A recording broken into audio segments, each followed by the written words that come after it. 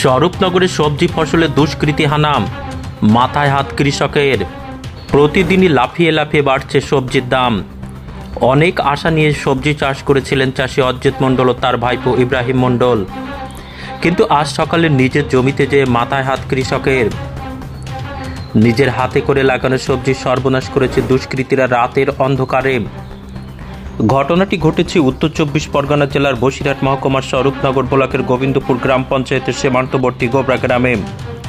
সীমান্ত থেকে ঢিলছোড়া মাত্র ৩০০ থেকে ৪০০ মিটারের মধ্যে অজিত মণ্ডলের ৮ কাঠা কাঁকরোল ক্ষেত ও তার ভাইপো ইব্রাহিম মণ্ডলের ১৮ কাঠা কাঁকরোল ক্ষেতের ফলন্ত গাছ রাতের অন্ধকারে কে বা কারা কেটে দিয়েছে। খেতে গিয়ে দেখা যায় গাছগুলো ধারালো কোনো অস্ত্র দিয়ে মাটির মধ্য থেকে কেটে দেওয়া হয়েছে।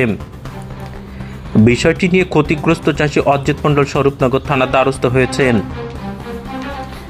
এমএস নিউজ বাংলা চ্যানেলের পরবর্তী খবর সবার আগে পেতে ইউটিউবে চ্যানেলটি সাবস্ক্রাইব করুন, ফেসবুক পেজ ফলো করুন, ফলো বাটন ক্লিক করুন, সেই সঙ্গে খবরটি ফেসবুকে প্রচুর পরিমাণে শেয়ার করুন। কী হবে, আমি সকালবেলা ভুঁইতে জমিতে এসে দেখি যে ফুল ছড়া বলে নিচে দেখি যে দুটো গাছ কাটা রয়েছে। এবার আমি মনে করলাম যে ছেলে কেটেছে। এবার তার পাশে আবার দেখি পরপর সব কাটা।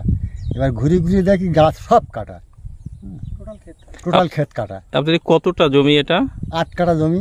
সাথে দিনাদায়ী হয়েছে অনেক, যদি শোধ করতে পারি আর একটা সংসার চলবে। তো সেইভাবে আপনি কি প্রশাসনকে জানিয়েছেন এই ক্ষতির?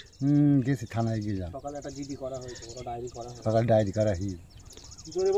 আপনার কি কারোর প্রতি সন্দেহ হয়? আমার তো কারোর সঙ্গে কোনোদিন আজ পর্যন্ত রাগারাগি নেই, ঝঞ্ঝাট ঝামেলা নেই, কেউ বলতে পারবে না।